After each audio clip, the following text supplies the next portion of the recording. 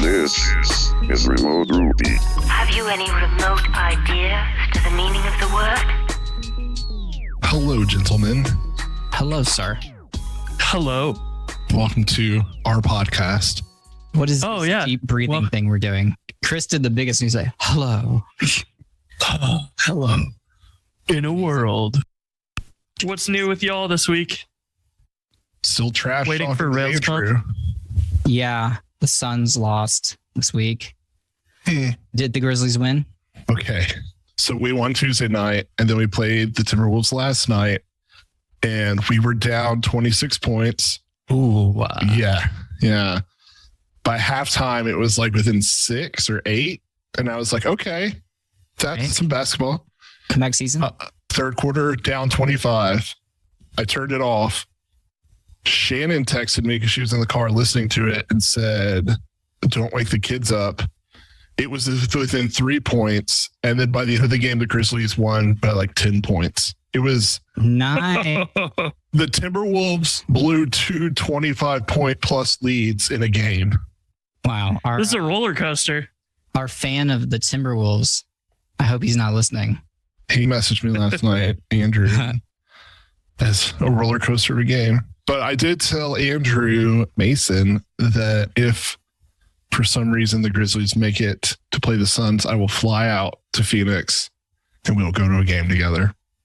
I would literally love that. So I told Shannon that last night and she said, how? With money. That's how. With our NFT money, dude. Well, you apparently won't buy the gas, whatever the hell that means. Dude, there's like $100 gas fee. You don't think our NFT is worth that? No. I was literally going to sell it for like $5 USD worth of ETH. So I was like, I'm not paying $100 to list this. I'll wait for the gas to go down. It fluctuates. I feel like my dad. I don't know anything you're talking about. I assume ETH is some crypto. Yes, Ethereum. The money form is called Ether. I realized that I actually remember a lot more about this than I thought I did from my Web3 days at CodeFund. Because I started like looking it up again. And I was like, oh, wow, this isn't that hard. But then I got bored and stopped. What were y'all doing Web3 wise at CodeFund? We were working on bringing decentralized non-tracking advertisements to Web3. We were trying to be the first, I think, to bring like a new age of advertising, one that doesn't focus on who you are versus what you're interested in. As in terms of the content that you're consuming, like you go on a Ruby website, you probably want to see advertising about Ruby conferences. You don't want to see that like you were actually looking up baby formula and they're showing you like baby ads or whatever.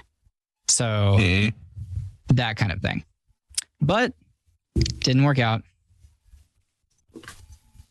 Oh my God. My heart just sank. You just put me into fight or flight. I didn't know where to go with it, so I just bailed. We got to go somewhere else quick. Chris, you did some cool stuff this week, it sounds like. Yeah, a little bit. Every website getting a command palette these days. Every application too. Thought that would be a nice one to add. So a long time ago, I found Ninja Keys little repository that's open source. It's a JavaScript library, but it initializes a custom element web component. And then you add that to your page and then you write a script tag that will go find the element and then just add data to it, which is an array of commands and their icons and their names and stuff. So it works really well. And you can wire that up really nicely with Stimulus. But it's built on top of web components and hotkeys.js. So I tried it out and it worked on the first page you're on, but not the second page. And I was like, oh, this is strange. And that's because the hotkeys got registered and there was the setup callback for the web component, but there was no like disconnect callback. So I ended up forking it and adding that in so that it cleans up safely with any web framework or JavaScript framework. And so it works nicely with Turbo now. The guy merged my PR and released a new version of it. So you can like use that anywhere, but I dumped that in Jumpstart Pro and have some examples where You can type notifications and it will take you right to that page. But you can also run, it's just a JavaScript callback. So you just say, hey, whenever this gets selected, do whatever you want. And I'd like to, probably for like a screencast and some other stuff, like I want to go and see about adding in maybe like a search or something, being able to show your results, search results maybe. I'm not sure if that's like a feature it actually supports yet though. So we will see, but it's all written in Lit Element. Have either of you heard of that? I have both heard of it and been lit myself. I think I've gotten lit once before. Bet. I mean, more than once. That is the biggest gamble I will take. Confident in that. We've reached our limit. We found the line. Our litment. Our litment. Lit is really nice. I was like, wow, it's kind of like a new way of thinking, and I kind of like it. Yeah, it's really cool to think about like writing more complex stuff in web components, and Stimulus is kind of just cherries on top of the functionality, connecting existing stuff. But if you like turbo streams or turbo frames, like have internal logic for the elements themselves, and like it's a great way to just go build your own element with its own concepts and slots. For example, like you can add a footer to Ninja Keys, and it's just like, oh, inside that Ninja Keys element, we'll put a little div and say, or whatever, that it's the footer slot, and voila, pops right in where it belongs, and you're good to go. So it's a pretty cool little tool. Is this your first time using web components in like any kind of thing you've shipped? Well, does Hotwire's turbo frames and stuff count? Nope. Then no, I don't think I've used. We both just said no.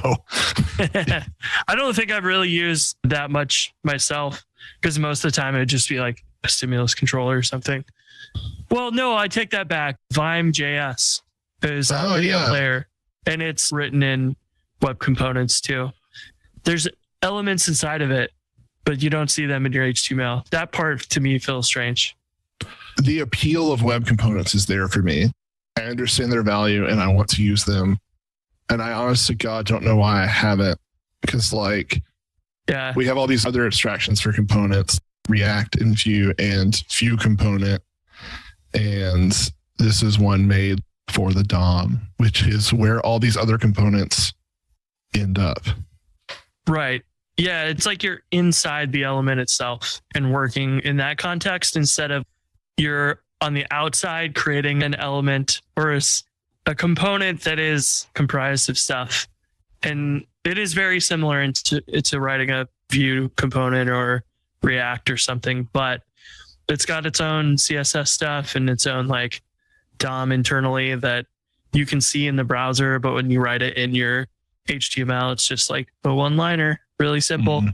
It's neat. And I think it's a little bit tougher to like style or whatever, because you got to go effectively look and find out you're styling this element, and then it might have Ninja Keys has like CSS variables to go style the icon size, for example. Because you're not really seeing those things, it can be a little bit trickier to use as someone who's like familiar with styling CSS normal.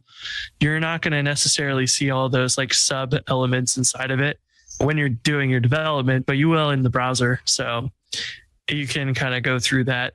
It's pretty cool. And it's supported by all modern browsers. Andrew was saying before we recorded that like Connor's working on that at Microsoft. So the big companies are investing a lot into it. I know GitHub has. It would be cool if maybe we could talk to Connor about that one day on Remote Ruby. Yeah, Connor. Cough. Connor. Cough. This is an official call out. Have you guys looked at Shoelace style? Shoelace is actually what I was thinking of when you said lit. I am so ignorant. Holy hell. Yes, I'm familiar with Shoelace. I've heard of lit, but I'm with you. Just for everyone out there listening, Jason's literally one of the smartest people I've ever met. So don't let him gaslight you. Oh my God, you love that term. You love to gaslight me into believing I love that term.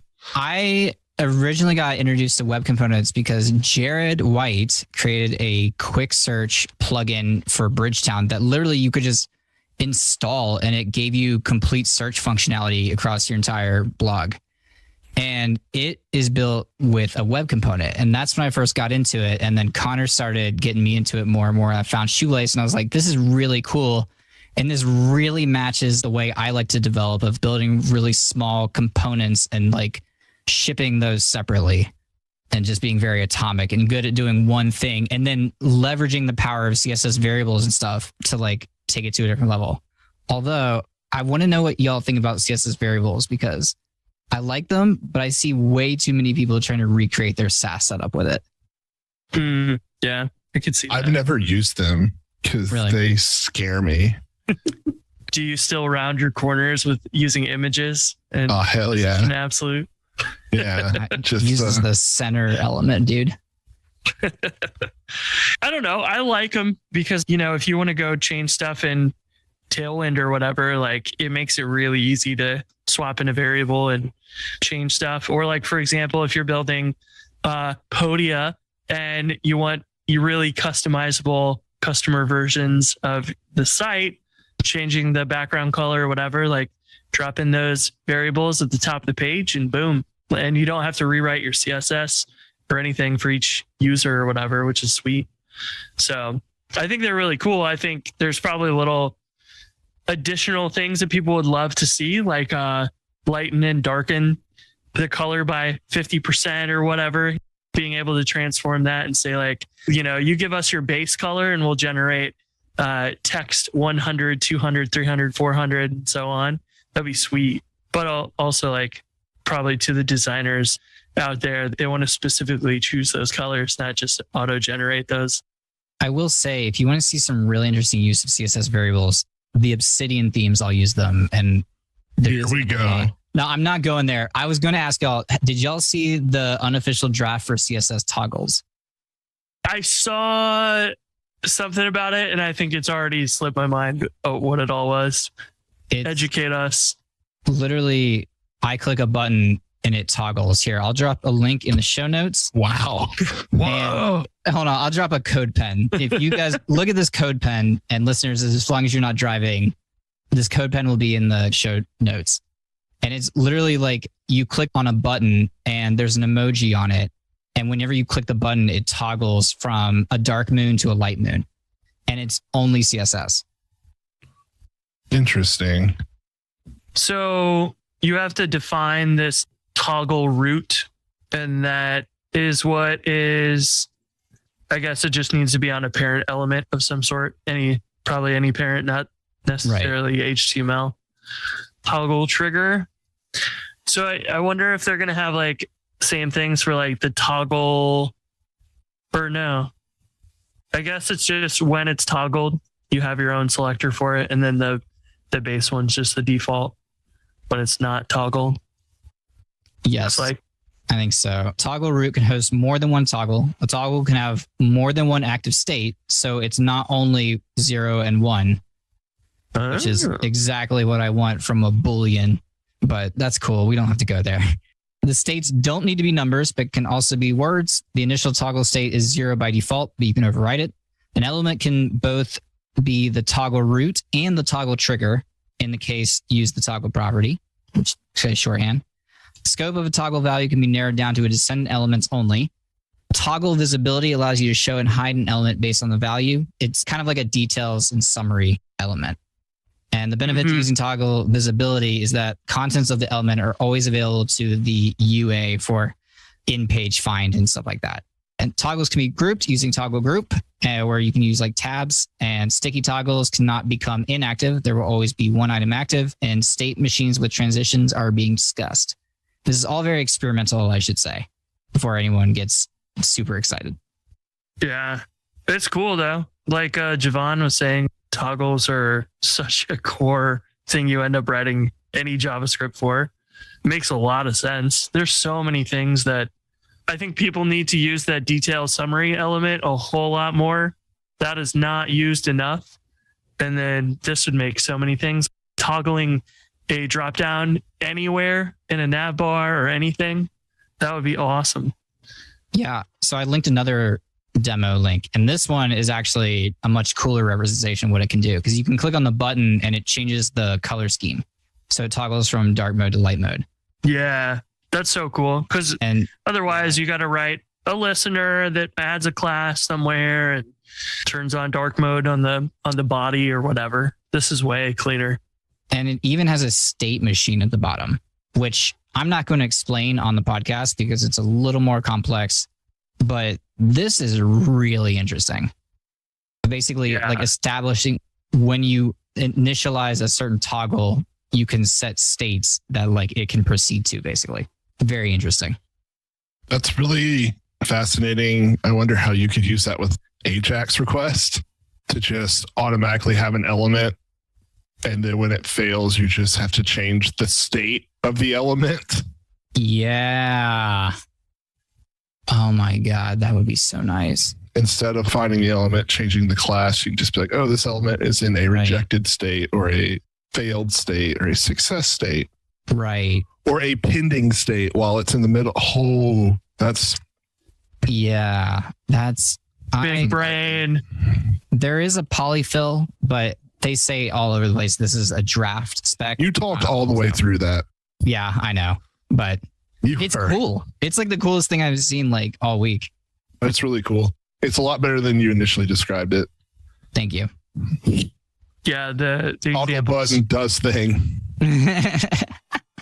Yeah, it's one of those where you're looking at it and you're like, okay, real simple. But then when you start to realize just how many applications that has, that's going to be real exciting. Yep. And nesting is also potentially coming out in the future soon. Native nesting. Oh, so wow. There's a lot coming out in CSS recently. Wow. Nesting in CSS is exciting. Dang. Yeah. Because that's like literally the only feature I really wanted in Sass or anything like that. Yep. That's all I really wanted. I feel that these things are exciting, but it's hard for me to get excited about things because they move so slowly, understandably, but that's why we have Babel. You know, you can use the future JavaScript and it's so easy and everything's not complicated or millions of dependencies, right? Right.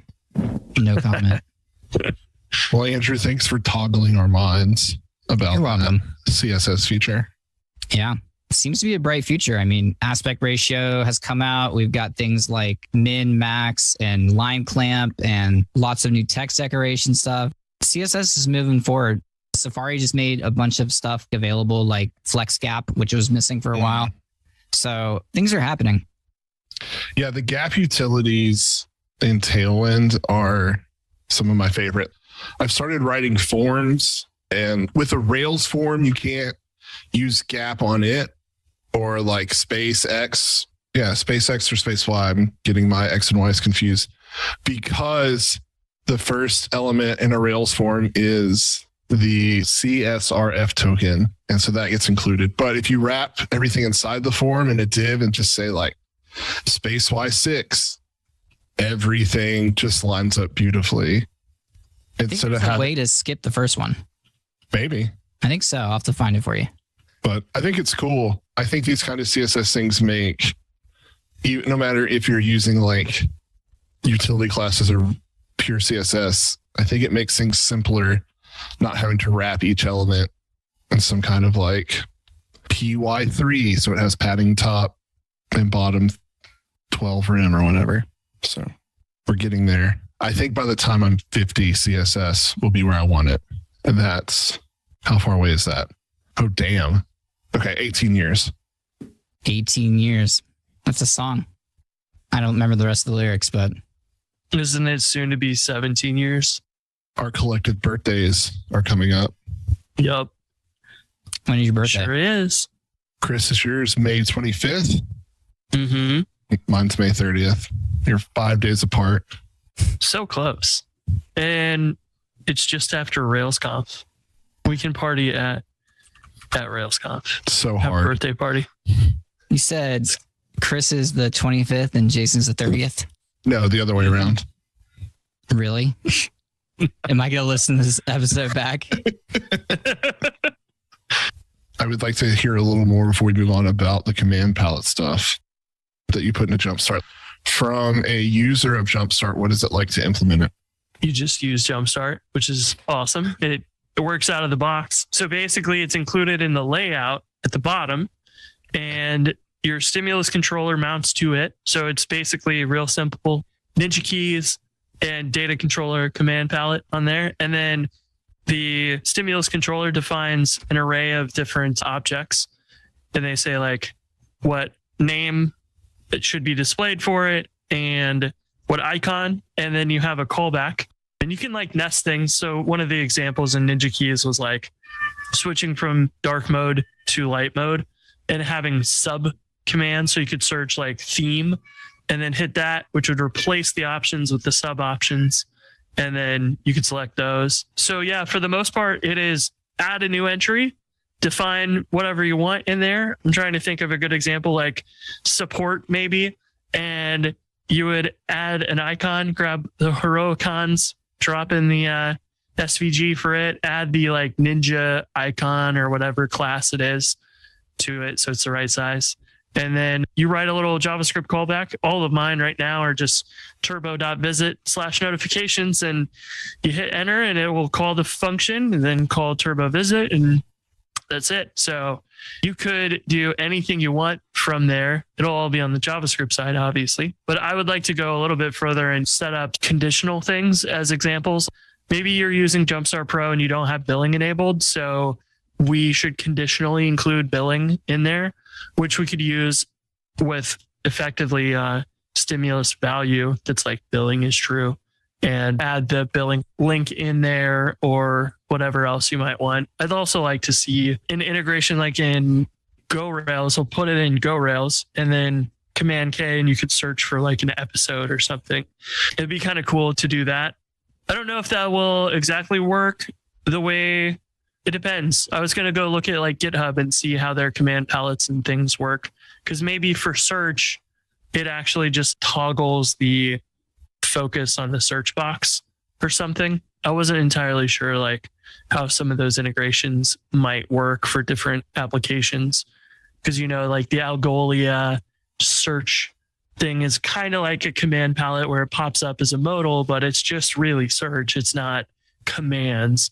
So there's kind of a fine line between all these different options, and I haven't fully explored all of those, but for the most part, I'm using it as a power user, quick navigation thing, and it works tremendously fast because you hit enter and then Turbo's already loading the new page and it's just there all of a sudden. It's so fast. That's awesome. I love that. The library using Ninja keys. Yep. How'd you find that? I saw it on Hacker News or something, and then it came up like a bunch of times in our GoRails Discord too. I keep asking because I'd leave it in a tab as like a to-do that I'm going to come back and implement this. And then I'd lose the tab or something, ask about it again. And then I finally tried it and it didn't work because when it would navigate between pages, Hotkeys.js would have registered with that old element that has been now deleted from the DOM by Turbo. So the hotkey was still registered, but it couldn't find the element anymore. And so it just stopped working. So that cleanup allows you to like re-register those hotkeys every time the page changes accordingly. Rather, the individual element can be added and removed anytime and the hotkeys go with it, which is nice. That's cool. Yeah. Ninja keys would have been a great name for a piano course for ninjas. You're going to start that on Podia? I am. I'm going to. That and my testing book I wrote. You got your keyboard right behind you. My fingers aren't ninja fast, though. They are ninja fast, technically, the second you put on a ninja costume. So, luckily, I have my old Power Ranger costume from when I was 4. My mom saved. I like that still gets usage. My Power Ranger costume. Yes. Yeah, so Jaden running around in that is hilarious. I think I told you this, but my mom saves the most amazing things, like a McDonald's bath toy that I used to play with. My kids now have. And I was like, Oh, I used to have that. And Shannon's like, yeah, your mom saved it. And I was like, what the? So I'm going to link to my testing book. It's a 4-page testing book I wrote. Yeah. I did tell you that you needed to make sure you publish that. I read it. It was the first book I've read all the way through in a long time, dude. Cover to cover. Literally, I was enthralled every single page. So, yeah, you have to drop it. Drop it in that show note. It's lit. Shoelace. It's got a very official URL too. jasoncharns.com/tests.pdf. How can it get more official? The official testing guide of all of Ruby. All of software engineering, really. Yeah, true. This does apply to most languages, I would think. Bet. We got another one. We've created a monster. We have created a cult. Whether US East 1 is down or you forgot to add a configuration file, everyone has an outage from time to time. When your next outage occurs, transparency is critical. The difference between a minor annoyance that people soon forget and a fiasco that creates sustained resentment is in how you communicate. That's why you need Honeybadger. Honeybadger will be a crucial component of your incident response plan with their uptime monitoring service that now has an exciting new feature, public status pages. Create a new status page with custom domains, branding, and more. Don't let Twitter be the only way your users can find out if your app is down. Sign up for Honeybadger to improve your incident response with a shiny new status page that you will be proud to show your users. Visit honeybadger.io and start giving your users a better experience today and let them know Remote Ruby sent you. Thanks to Honeybadger for their continued support of Remote Ruby. Well, speaking of cults, you had a product idea. You wanted to pitch. Product idea. For some Kool-Aid. Everybody needs to drink it. Let's go. I'm thirsty. I was just kind of mulling this idea over. And when we were thinking about show topics, I was like, it might be kind of fun to like talk about how one would even start to like plan a product. Because like I've never built a product from start to finish. I have failed halfway to 80% through many times. But because Chris does it all the time, I'm like, what is like the thinking process? Hold on, because Chris ships products all the times or Chris fails all the time? You weren't very clear there. Sorry. Chris ships all the times. Ships all the time. Both. Sorry. So I like to watch videos on YouTube that are educational or informational in nature. And I want to take notes about cats. About cats, which can it be about dogs? No, it's about cats. History of Cats, the musical. Okay. Yeah. I don't know anything about the musical other than James Corden was in the movie.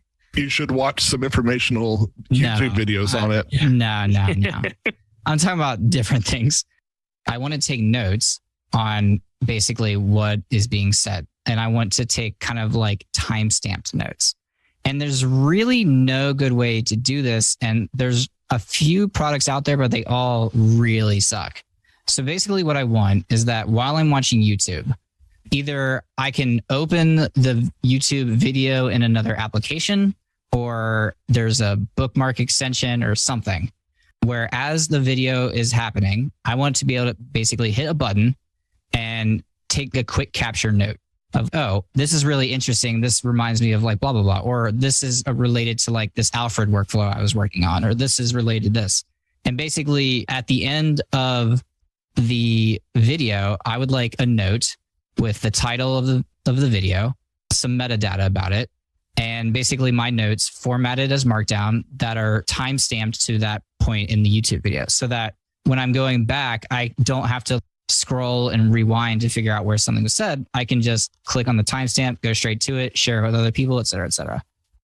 There was a course, I want to say it was maybe like in a Phoenix course that did something similar. That's what you build in the course. I want to say maybe it's the Programming Phoenix book. That's actually the example they give. So I have to learn Elixir. That's the only way you can do this. Yeah, that's the only way to build that specific product. That or Laravel. Any of those two will guide you there. I would probably do it in Phoenix. Bet. I started learning Phoenix at one point. Well, if that's is that because you live there? No, but it is now, baby. Let's go, Phoenix. I'll have to check that out. That's interesting. But that's my idea. But I'm like, okay, so where would I even start? Yeah. I obviously have some ideas where I'd start, but I'm like, where would you start? first of all, like, what does it look like? Like, how do you interact with this thing? The most seamless thing would probably be a browser extension. You could build your own thing where you have to paste in the YouTube URL or whatever. And that might be not a bad idea in some use cases or whatever. But in theory, you want this to be there when you're already on YouTube, and then you think about it, not having to be like, oh, I'm watching this video, I want to make a note, I got to copy the URL and whatever. I oftentimes think about that like user experience from that perspective. So then that would tell me like, okay, we should build a browser extension. And then you will want to figure out first, what browsers do you want to support? Probably just pick one like Chrome or whatever might be the easiest. Yeah. I would go for like whatever you use day to day, because that's what you'll want to use at first. And then like figure out how do those work? Because I know that they're a little special because they have some security around them and whatnot, but they can be allowed to access the page. You can figure out like all the YouTube videos, they have a title, and you figure out your selectors for those, auto grab that stuff, and then maybe even insert your own stuff onto the page. Like if you've ever used Loom will go add a video record button next to your GitHub comments and Gmail and everywhere around the web. And it's a really great extension for quick access like that. So maybe you do that. Maybe you add a little button and inject it into any YouTube page like that. And then you start building your backend. Your front end should be pretty straightforward. You should be able to query for the video title. You can query for like the ID, the current timestamp. You can have that when maybe you click the button, it grabs the current timestamp, adds it as a hidden field into the form. You write your markdown comments, and when you submit it, it makes an API request to your Phoenix app, your Laravel app. I don't know. That's the hardest decision there. Just Node at this point. Might as well. So interesting question. Maybe it's not interesting to anyone but me. Do you pause the video when you hit the button so you can finish the note and submit it? Or do you let the video keep playing? Because then what if you need to, like, you don't finish time? I'd pick one, use it, then see if it's a pain in the butt where you like, actually, I don't want to stop. I'm still listening. I'm just typing and I don't want to like interrupt. But that makes for like one of those really good times to say like, let's try it. And then it probably just needs to be a setting in the extension or whatever. And then you can start kind of mapping out those extra features as you use it. You're like, okay, we should set a cookie or whatever, setting in local storage to denote like, do we pause when you click that button or do we let it go? Because the other piece of that too is now you got to probably interact with the YouTube API, the JavaScript API or the iframe or whatever they're running on there in order to click the pause. Either you could probably simulate a click on the pause button if you can find it, or interact with their JavaScript. Surely someone has some kind of like JS library for interacting with that. It's actually I know quite hard to interact with YouTube, apparently. So GoRails has an integration with, I don't remember. I think we use iframes for the video, but they have both. If you embed with JavaScript or the iframe, they have official APIs for integrating on your own site as an embed. It's almost certainly going to be different on YouTube itself. Because I think last time I was poking around YouTube in the HTML, like they have a lot of custom elements for stuff all over, like YT dash whatever. So maybe it is trickier to do it on the site itself, but probably doable, pretty reasonable. But then, you start to get to thinking about like, okay, how does this work on the back end, right? So are these notes, do I create projects or do I create teams? Is there ever going to be a need to share this with other people? And that's one of the like major reasons why Jumpstart has accounts out of the box. And we have two types of accounts, like personal and team accounts, so that you can associate these notes with an account, and then the account can have other users on it. So you could share with other people and not have to set up any sharing functionality or teams or anything yourself. Just associate it with the account, not the user, because the account's the one that provides the association between multiple users. So even if it's only one user, just use the account anyways. so that they're always treated the same regardless, which is, what GitHub would have done probably. But I know that their organizations are kind of like, or wrapper around users. Like an organization on GitHub was like a user at some point that was just kind of, oh, we need to add these, so let's just hack them in, and weren't fully thought out like at the time. And it's just kind of, I've heard several GitHub people talk about that, how it's kind of just stuck around and it was based on the user. But had you planned it out earlier, it would be much cleaner to manage. Then, yeah, you kind of go through that and figure out like, how do I surface the notes? You'll probably want to show them when you're viewing that video. You come back to it a year later and you want to have a list of your notes there. You also probably want to have them on your own website so you can go straight to whatever your app's name is and manage those and see them, organize them by video, that sort of thing.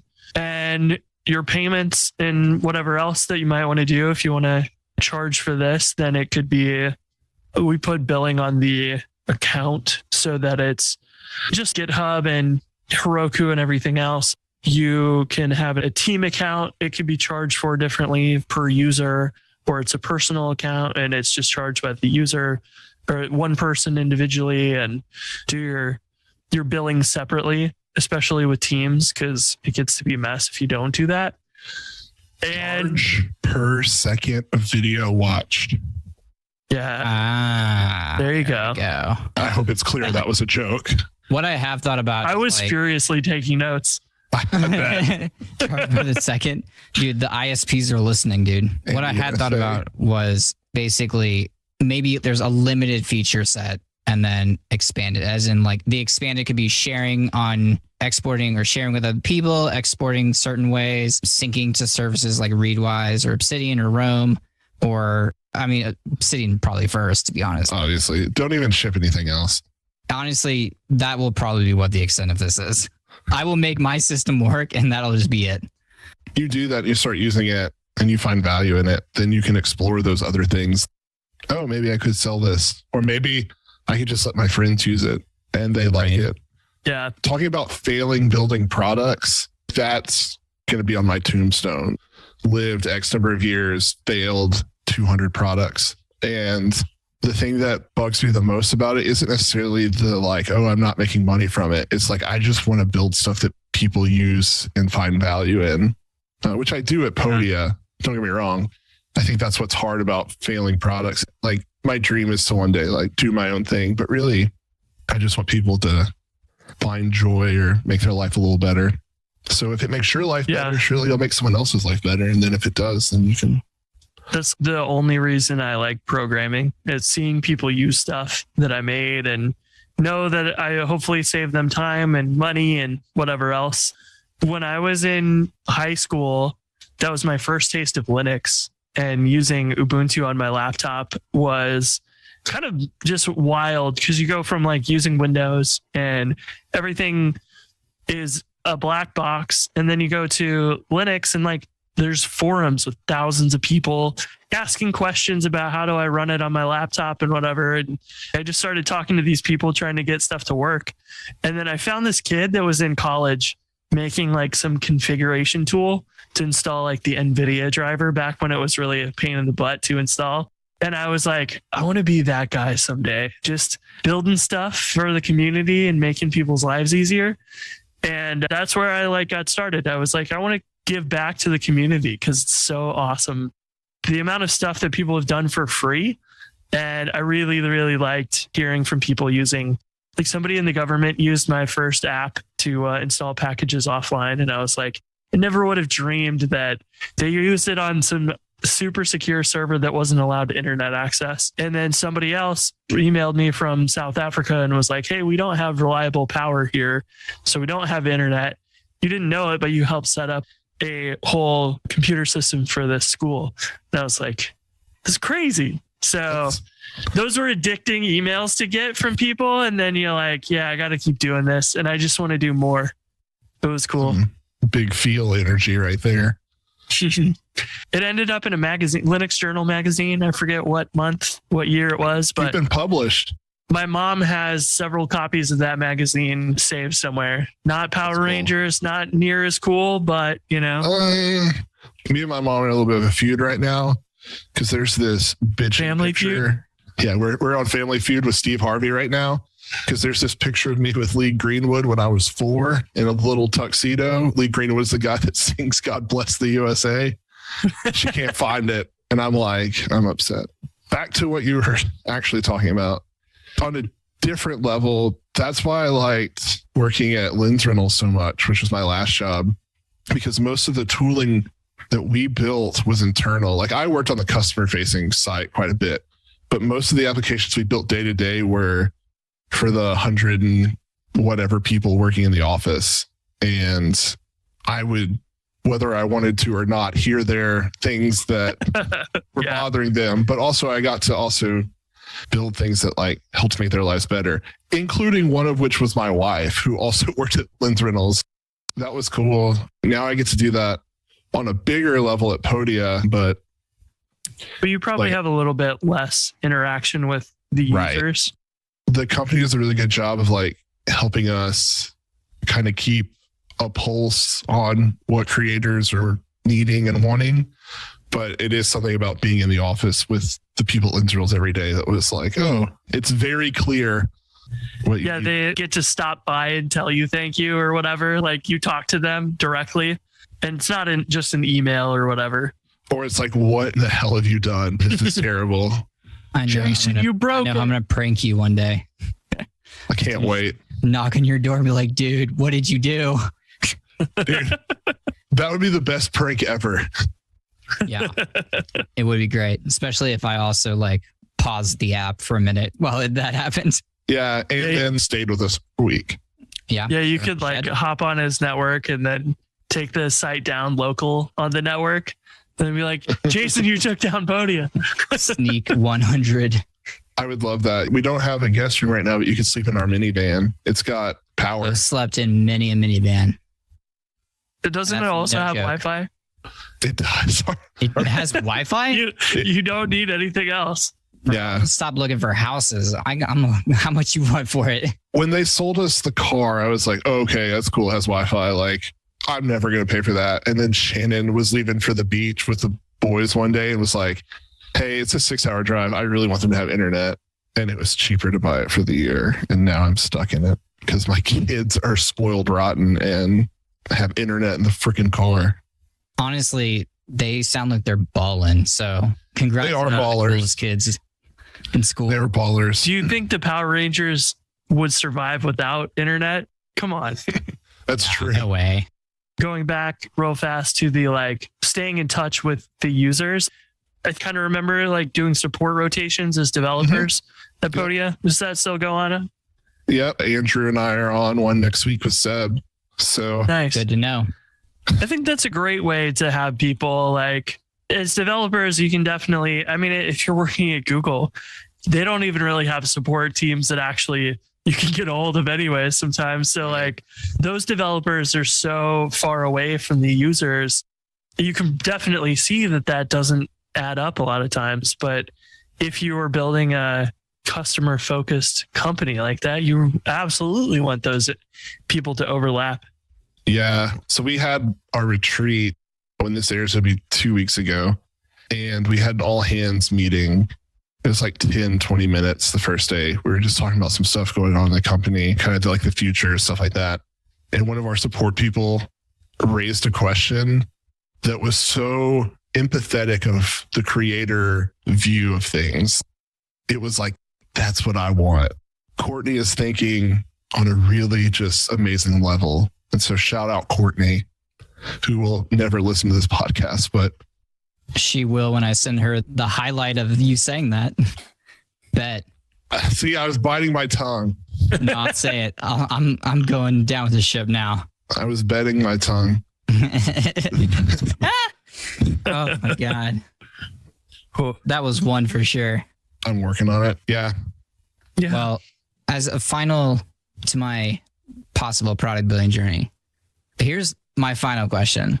For me to actually like get the most value out of it and for it to be like most helpful, there's got to be some form of iOS version. So do I dabble in Swift or do I upgrade my Jumpstart Pro subscription to get the iOS stuff? The nice part is like the iOS Jumpstart version would already work with Jumpstart, the Rails app. So like you would get the whole thing on the web embedded remotely or responsively into the app, also remotely. Did you say responsively or responsibly? Both. I mean, why not? I heard responsibly. Yeah, There's a lot of value here, is what we're saying. I think the hard part about building anything like that for writing notes is going to be like, okay, you would need some sort of share from the YouTube app and then embed it and have a player version. And so maybe that's the easier thing to start building, and having all those ideas of what eventually you want to do ahead of time so you can like design for that change in the future will save you a ton of time on your building your product. Because if you can envision that direction for the next 5 years, then you can definitely spend time on like, let's not waste 3 months building some browser extension. Let's just copy the dang URL and put it in here. And we could be like ready to go tomorrow because we can use the like iframe or JS API to interact with it. And that could even work on mobile too, embedded in your Hotwire Jumpstart iOS app or whatever. So those are probably the biggest decisions I would figure out is don't worry about charging for it at day one, but think about how you can charge for it and how you would want it to work and what you would charge for and whatever. Don't worry about it. Build it with at least the like teams and stuff in mind. And then you can add payments and stuff later. Get something free that you can get your friends using with you so that they can give you feedback on it. Use it every day yourself so you can figure out all those rough edges that are like, oh, I wish I didn't have to click these 4 buttons to get this place. And I wish I had a command palette to jump straight there. Then like, okay, now you're talking. You're starting to figure out the ways and solutions that you could give to other people, because you're kind of going from this spectrum of I need something that just functions, period, to something that like functions well enough that my friends can use it, to eventually like quality enough that it's worth paying for. And it's like phases that you're just working through. That's what we did for pretty much everything I built. Hatchbox is a good example. Like it was a tutorial on Go Rails for the longest time. Then package it up and deploy to a single server. That's cool. But eventually it was like, okay, the real production version of this is it's got to deploy to multiple servers and handle all this extra stuff, maybe other programming languages and whatever. So it's always like these phases. And if you can break it down into those chunks, I think that'll really help you like plan it out. And then thinking about, like you said, if I know that I need a mobile version of this, how does that work? And let's think about that maybe first. And if you can make that work really well, then the web version should be easier or whatever. So pro tip, build it with PhoneGap. Cordova. Apache Cordova. I have no idea what that is. I've never heard that word before. It's some boomer tech from the early 2010s, late 2000s. 2010s, dude. I wasn't even in high school. Okay, so it's basically like JS APIs to access native features. It's the precursor to, there's another popular one I used to use that does the same thing. Ionic. It's like the precursor to Ionic. I have looked at Ionic. Yeah, I think you'd be in good hands using Jumpstart. 2010. 2010 technology. I more or less just wanted to shout out PhoneGap in 2022 like a badass. So, all right. Well, I have my movement plan. I'm gonna go upgrade my Jumpstart package, and then I'm gonna start planning. Yeah. Don't forget to use the referral code. Remote Ruby. Oh yeah. I've been like deep in the weeds on refactoring all this Stripe checkout stuff for Jumpstart lately, and we lost Andrew. Oh my gosh, I just am frustrated that their Stripe checkout page works so flawlessly, but their JavaScript doesn't allow me to do the exact same thing. It is probably designed that way. Yeah, I mean, they want that to be the best integration. So now I'm like, do we just redirect to Stripe checkout for everything? And it's maybe not the worst option. So I got to a point when I was building a lot of SaaS apps. That's all I did was, oh, you don't even have a customer portal. It's just a Stripe, it's a hosted Stripe customer dashboard. Yeah. It made my code so much simpler, but I wasn't using Jumpstart or anything like that. So that would have been handled for me. Well, that's otherwise. the thing is, like, I want to make the white labeled version for you that feels super clean and super native. But at the moment, their payment element JavaScript is not quite up to speed to support tax and other things like promo codes. You have to go through this crazy little cycle right now where if you want to do taxes, you have to collect a billing address up front and a potential promo code. And then you can create a subscription that's incomplete in order to get the secret for the JavaScript to render the payment element. But somehow Stripe Checkout does that all on a single page. And if you were to go and do kind of what they do, you would have to effectively like just continue creating new subscriptions anytime the tax address or the promo code change, and just like reload the payment element itself each time with a new secret. And I was like, this seems a little unfinished. So we're like right now, like fixing and doing, we've got a ton of stuff queued up for pay version 4, which won't be a hard upgrade like the last one was, because the last one was a lot of database migrations. This one's like just new features for the most part and a couple breaking changes to kind of support metered billing and line items and whatnot. But the client side is still rough on their end. It's not our fault, unfortunately, but hoping that stuff comes soon. We've been exploring the new payment element at Podia because we in checkout still use payment elements. That wasn't a confusing change.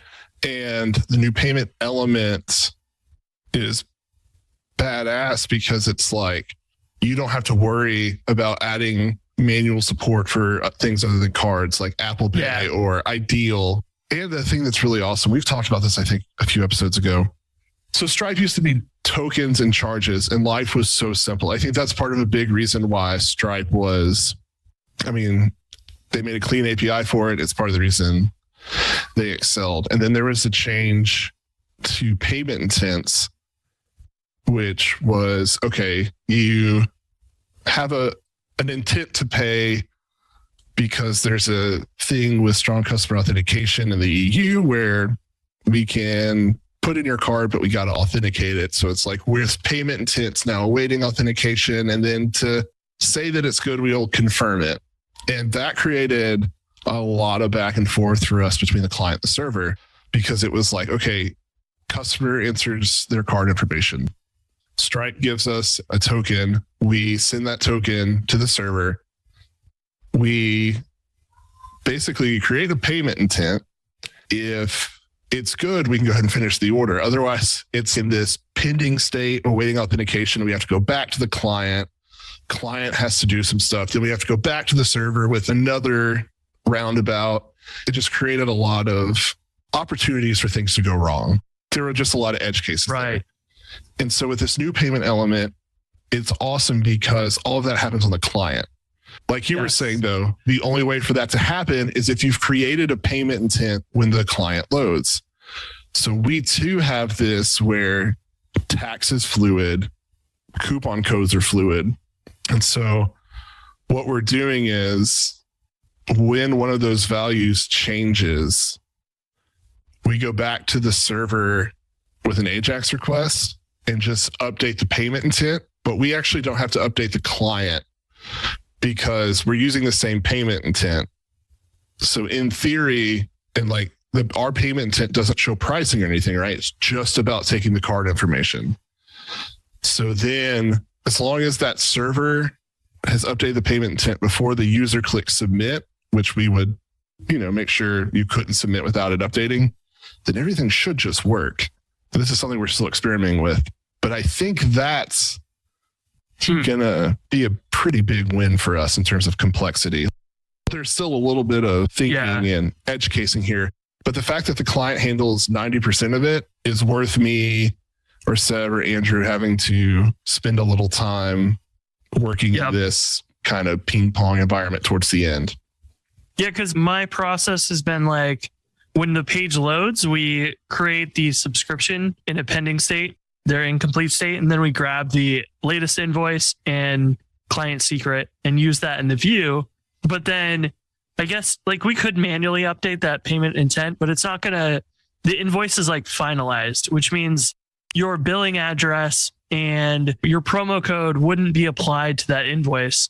But it's the first invoice for the subscription. And I was like, it would be really nice. It'd be the nicest thing if you could, in the browser, say, here's the customer's address, go update them and resend me the invoice on the client side or something, and do the same kind of thing from the promo code and Stripe tax perspective.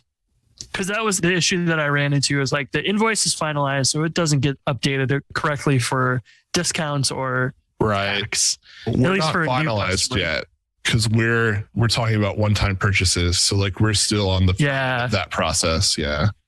Since we're doing the subscription, and that pushed me almost for a moment to be like, what if we just like don't use Stripe billing, and you could do a cron job to like bill every month or whatever, but you don't really want to go down that route. It's not super fun. I've done that before. And so I don't know. There's some work to be done around that. I know that they're working on it. They're aware of it. It's definitely not, from what I could tell, like there wasn't a way, like it'd be actually totally fine if I could seamlessly swap out the payment intent on the client side, but it becomes a problem if the customer puts in their credit card and it attaches to the payment intent and we don't confirm it, and they go and add a promo code just before they click submit, then it would like create a new payment intent probably with the card not attached to it, and they'd have to re-enter their information and stuff. So it is not possible at the moment to kind of build that like super slick checkout, at least with subscriptions, from what I can tell, as they have on their site and like what you guys are able to do. But yeah, that fluidity of the billing address and promo codes and any other possible changes before the last second of submission is kind of a pain. I'd like to build the slick Stripe checkout experience with the Stripe tooling, maybe one day. Yeah. Also, while we're talking about Stripe, and I know we're like 100 minutes over, Stripe does crypto payouts as of today. Is that right? Yeah, I saw that. Remember they had pay with Bitcoin back in like 2015 or something? It was a long time ago. Right? Yeah. They pulled it for some reason. I feel like maybe there was like the government was part of that or something. I don't know. I'm just spreading rumors now.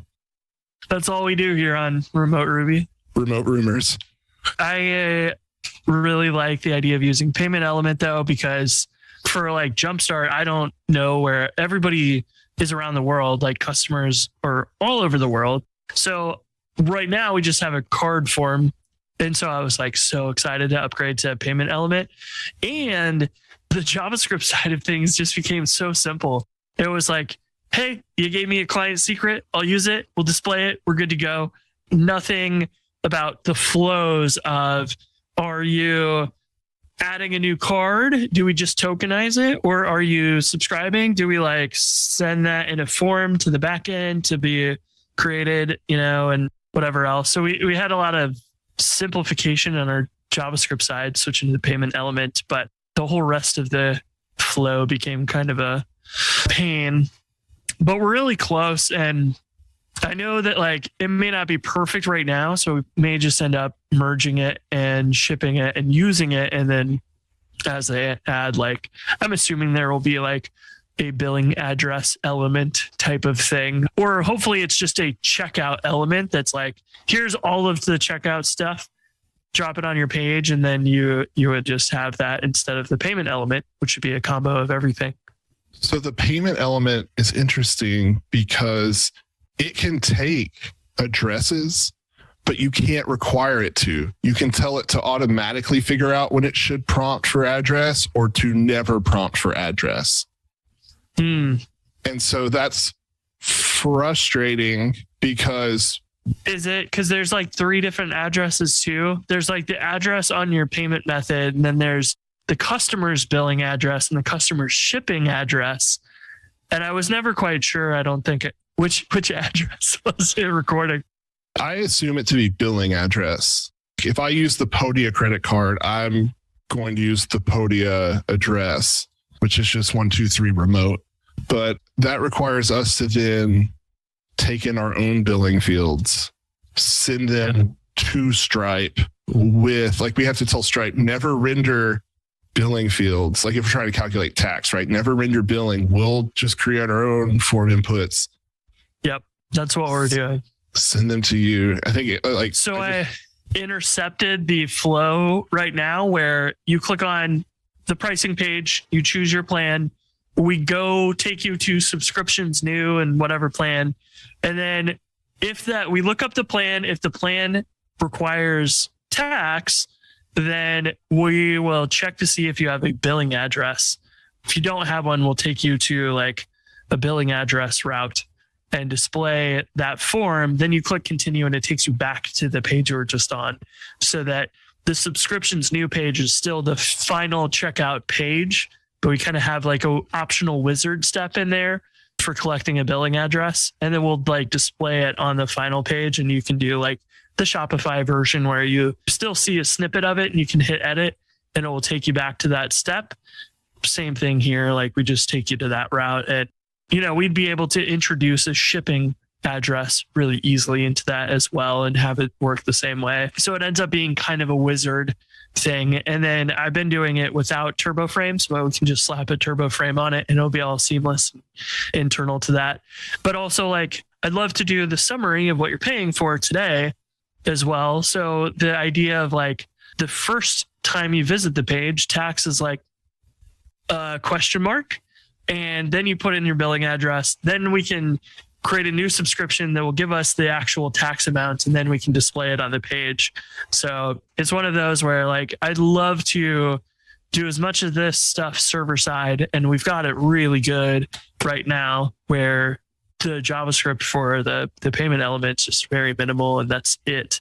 So it cleaned up a lot there, but it's just a matter of like promo codes and modifying that stuff, requiring a whole new subscription. We can kind of effectively edit those things and then refresh the page, and it will do that right now. And that works great, but I would probably rather have it all live kind of updating instead of refreshing the page.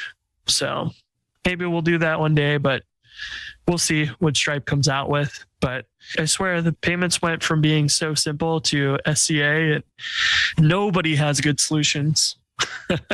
I do. And I still, speaking of products I want to launch, it's pay by mail, the SaaS payments by mail.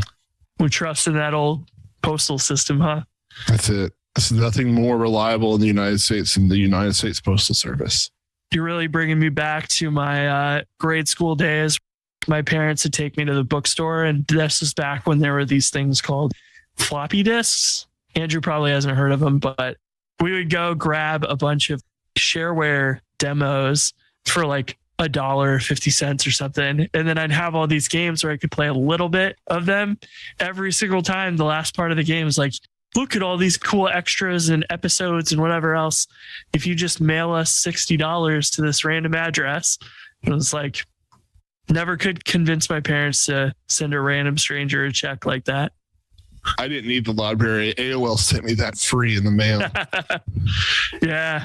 I don't think we ever had, maybe we did have AOL at some point.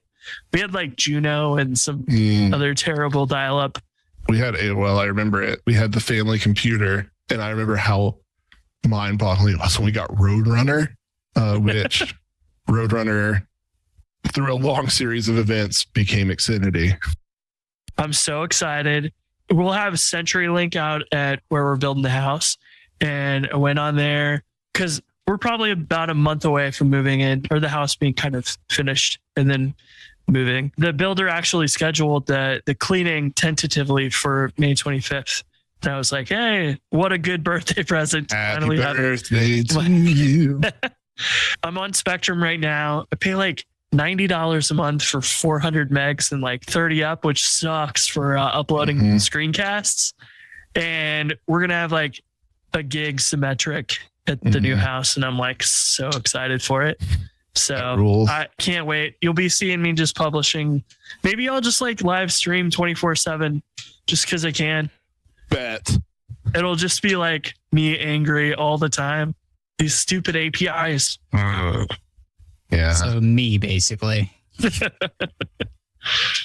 Yeah, that's the stuff behind the screencast is just like lots of anger. Like why can't anything ever work? It's our own version of VH1 behind the music. Do you know what VH1 is, Andrew? Like a VHS? No. VH1 was VCR? Was the tamer MTV, but it had a bunch of maybe like the more versatile MTV. And it had this series called Behind the Music. And it was basically a look at like a bunch of bands dating back to like the 60s, 80s, 90s. I didn't have cable growing up. So I had channel me either. 2, 3, 4, 5, 6, 7, sometimes 8. Yeah. Did you have channel 1 in school? I was homeschooled for the majority of school. Chris, channel 1? I don't know. So I homeschooled in high school. When I was in middle school, there was this thing we watched in like social studies called Channel 1. And it was like basically like a teen news and social events thing. A lot of schools had it, but apparently not. Huh. If you know what Channel 1 is and you're listening to this, please tweet me so I don't feel like an idiot. Or VH1. Yeah, or tweet Andrew if you don't know what VH1 is either. Andrew is inbox 0, so email Andrew all you want. No, don't tell people that. Because then anyone I didn't respond to knows I just put that in the trash. What if we just mail him letters? I'm not going to be at this house much longer, so... Well, then how am I going to come and stay with you? Like, I move in June 20th. Oh, you'll still be there. I want to believe that the Grizzlies can make it that far, but I really don't believe it. I mean, we lost to the Pelicans, so I'm losing hope too. This won't be a basketball podcast much longer, but I heard that the ref who ref that game you lost to, Chris Paul, is like 0-12 when he refs games. I mean, if it walks and it talks... Duck typing. Yep, it might be a duck. Quack, quack. See you next week. Bye. Later.